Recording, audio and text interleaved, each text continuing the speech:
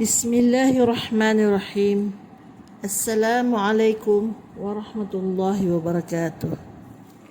Alhamdulillah, berjumpa kita lagi pada kali ini dengan pelajaran solat bagi darjah 6. Tajuk pelajaran kita iaitu sembahyang, huraian mengenai dengan syarat sah sembahyang.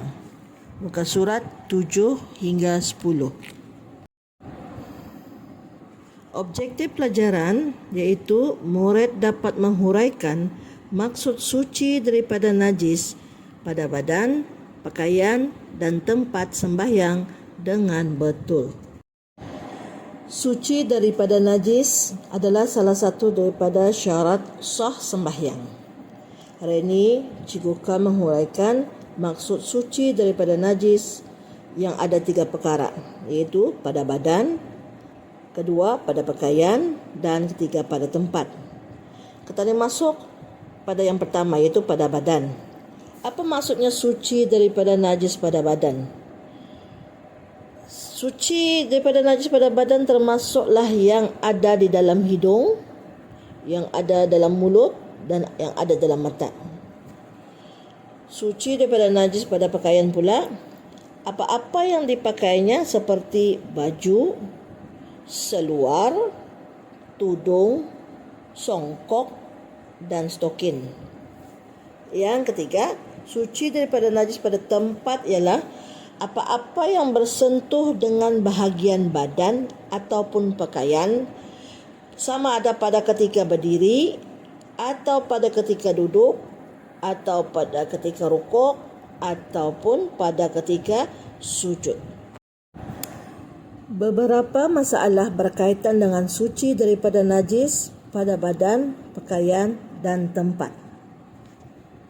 Soalan pertama, apa hukum jika orang yang bersembahyang terlupa bahawa ia tidak suci daripada najis, sama ada ia tidak tahu atau ia tahu kemudian teringat di dalam sembahyangnya? Maka jawapan bagi masalah ini adalah hukumnya wajib ia mengulangi sembahyangnya. Soalan kedua, apa hukum jika kita melihat ada najis pada pakaian atau pada badan atau pada tempat orang yang sedang sembahyang? Jawapannya ialah wajib kita memberitahu tentang hal itu kepada orang yang sedang sembahyang itu. Soalan ketiga, apa hukum sembahyang bagi orang yang memegang hujung tali dengan tangannya yang bersambung najis pada ketika ia sembahyang? Jawapannya ialah bagi perkara ini tidak sah sembahyangnya. Kenapa tidak sah sembahyangnya? Kerana ia menanggung sesuatu yang bersambung dengan najis. Tetapi jika tali itu disimpannya di bawah kakinya ataupun ditaruhnya di bawah kakinya, maka sembahyangnya adalah sah kerana ia tidak menanggungnya. Soalan seterusnya, apa hukum orang yang bersembahyang di atas tikar yang suci sedangkan lantai tempat tikar itu ada najis? Jawapannya ialah sah sembahyangnya. Kenapa sah? Kerana badannya atau pakaiannya tidak bersentuh dengan najis.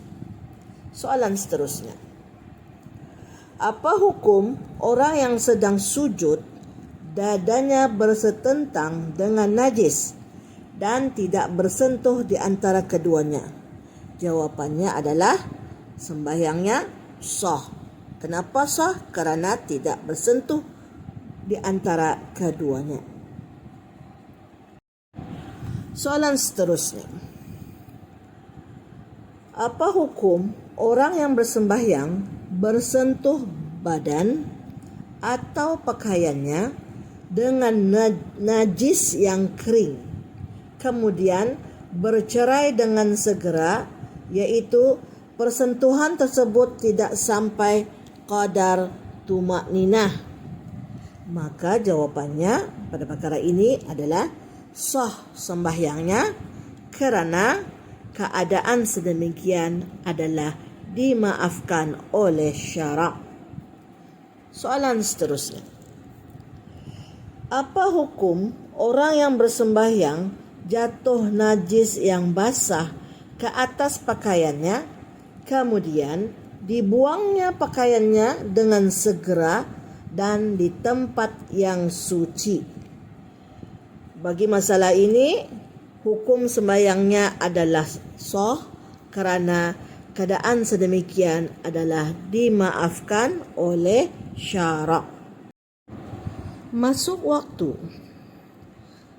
Masuk waktu ini pun juga adalah salah satu daripada syarat sah sembahyang. Apa pengertian masuk waktu? Masuk waktu ialah sembahyang yang dilakukan hendaklah di dalam waktunya menurut yang ditentukan oleh syarak.